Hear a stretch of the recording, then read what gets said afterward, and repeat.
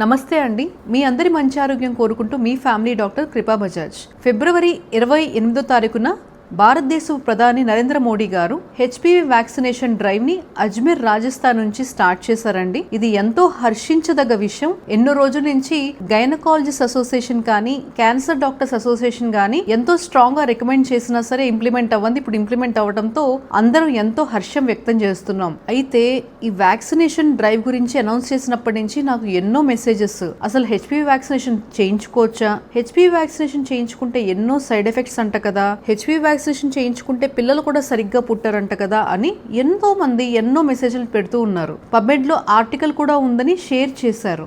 నిజానికి HPV vaccine అనేది ఒక వైరస్ యొక్క ప్రోటీన్. ఆ ప్రోటీన్ మన బాడీలో ఇంజెక్ట్ చేయటం వల్ల మన బాడీలో ఉన్న ఇమ్యూనిటీ యాక్టివేట్ అయ్యి దాన్ని హతమార్చడానికి ట్రై చేస్తుంది. అదేమి యాక్టివ్ వైరస్ కాదు.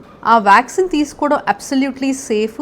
9 to 14 years లోపల మగపిల్లలు కానీ ఆడపిల్లలు కానీ 2 డోసులు చేయించుకుంటే సరిపోతుంది. ఒకటి 0 డోస్, ఇంకోటి 6 months తర్వాత డోస్. 14 ఏళ్ళు దాటిన తర్వాత కూడా ఆడవాళ్ళు 3 డోసులు ఎంచుకోవాలి. అప్ టు 28 years వరకు చాలా మంచి బెనిఫిట్ ఉంటుంది. Please go head with HPV vaccination. భారతదేశం సర్వీక్స్ క్యాన్సర్ కి దేశంలోనే నంబర్ 1 గా ఉంది. ప్రివెంట్ చేయాలి అంటే వ్యాక్సినేషనే సరైన మార్గం. నేను వ్యాక్సినేషన్ చేయించుకున్నాను. మరి మీరు?